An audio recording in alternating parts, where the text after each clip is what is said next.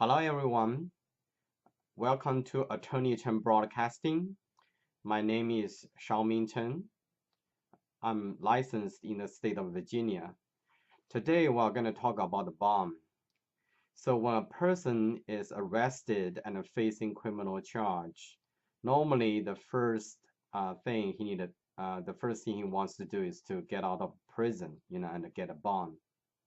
So um, each state has its own criminal justice system, and the federal government has its own criminal justice system.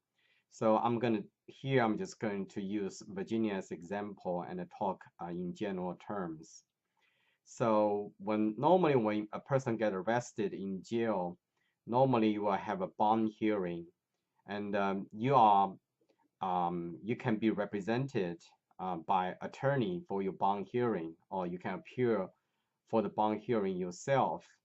And during the bond hearing, the first person you see is the magistrate, a judge called magistrate judge. That judge normally is located at the detention center right next to jail, and then he will determine whether you are qualified for a bond. If the criminal charges you are facing are not that serious, some petty larceny, assault case, reckless driving. If you are facing minor charges, the magistrate judge normally can, give you a bond. And there are two types of bond. One is secured, one is not secured. Unsecured bond, which means that you do not even need to put up with any money. The secured bond means that you have to pay some money or use a bond company, and then the bond company will basically pay for you, and you pay a fee to the bond company. So say if you charge is pretty serious and you cannot get a bond from the magistrate judge, then you will appear in an arraignment, and then you will have a bond hearing, and your attorney can request a bond hearing. And then at that time, the judge, the presiding judge from that court will determine whether you're qualified to get a bond.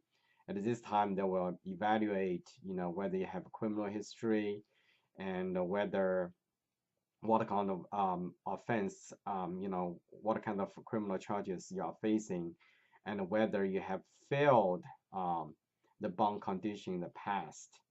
And then if the judge decided that you can get a bond, they will normally tell you right away that how much is the bond amount, how much you need to pay.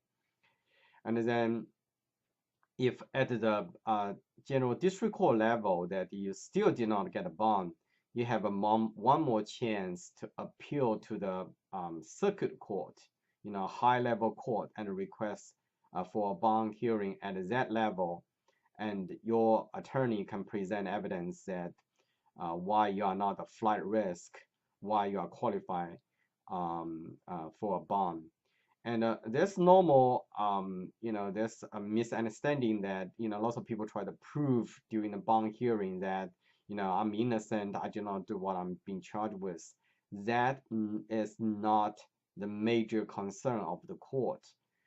For the bond hearing purpose, the one critical factor the court will consider is whether you are flight risk, which means that whether you're going to appear in court. That's the only factor. So once the main factors, critical factors, the court would consider. And during that bond hearing, arguing that you are innocent, you did not do what you've been charged with, that's not really, it's not helpful. So you really needed to say to the court that, you are not a flight risk.